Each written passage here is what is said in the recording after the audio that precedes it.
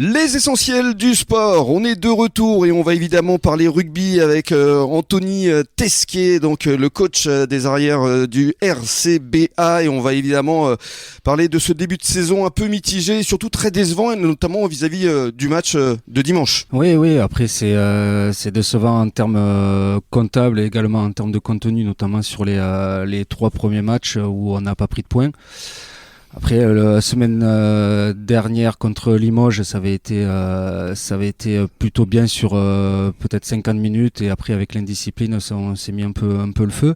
Mais vous aviez gagné. Donc c'était gagné. C'était une victoire qui a fait du bien quand même au moral. Hein. Exactement, qui a fait du bien. Et après dimanche dernier à Florac, en termes comptables, c'est pas décevant de prendre un point sur le papier, mais après sur le match en lui-même. On aurait pu mériter ou avoir plus, mais en jouant qu'une seule mi-temps sur les deux, on se facilite pas spécialement la tâche. Ouais. Oui, c'est ce que vous avez déclaré dans les colonnes de Sud-Ouest, effectivement.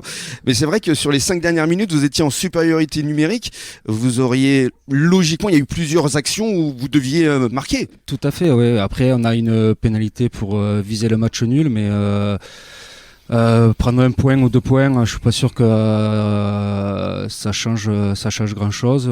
Donc voilà, on a visé la victoire en étant 2 de plus, et voilà, on a 2-3 occasions sur la fin et on les met pas au fond, ce qui est dommage pour récompenser le groupe sur les efforts qu'ils font tout au long de la semaine et sur cette deuxième mi-temps. Alors parlons justement de votre quotidien, puisque effectivement le RCBA est en national, maintenant on le sait. Est-ce que ça a changé des choses pour vous, le rythme des entraînements notamment ? Oui, après il y a eu une restructuration de toute façon en ayant un peu plus de joueurs professionnels à plein temps, des joueurs qui sont libérés le matin, donc c'est vrai qu'on fonctionne avec 2 entraînements mardi, jeudi, un autre entraînement le vendredi. Le lundi, ils sont en récupération. Donc là, aujourd'hui, on est mercredi, c'est le seul jour off de la semaine. Et c'est pour ça que vous êtes là d'ailleurs. C'est pour ça qu'on a un peu de temps pour être ici. C'est une petite coupure de la semaine. Ouais.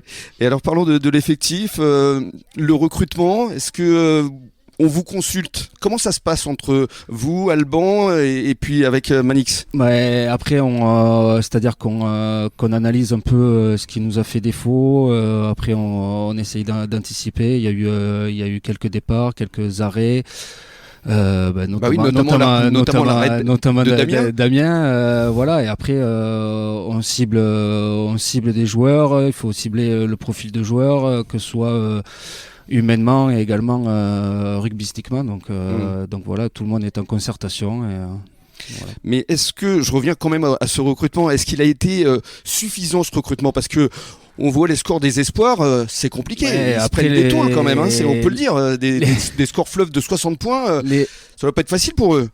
Après le recrutement, c'est vrai que là, les 2 équipes sont un peu en difficulté, dans la mesure où on a pas mal de blessés sur la première, donc automatiquement les joueurs qui auraient pu être avec les espoirs sont avec nous, donc automatiquement par un effet de boule de neige, tout le monde un peu subit. Après, quand on fait un début de saison, sur le papier, les effectifs sont toujours bien, mais bon, après il y a les aléas qui font qu'on a pas mal de blessés, qu'il faut toujours composer, et c'est compliqué d'avoir tout le monde au même moment. Oui. On est bien d'accord. Après, en tant que coach, on aime toujours avoir un peu plus de joueurs, mais bon, c'est comme ça.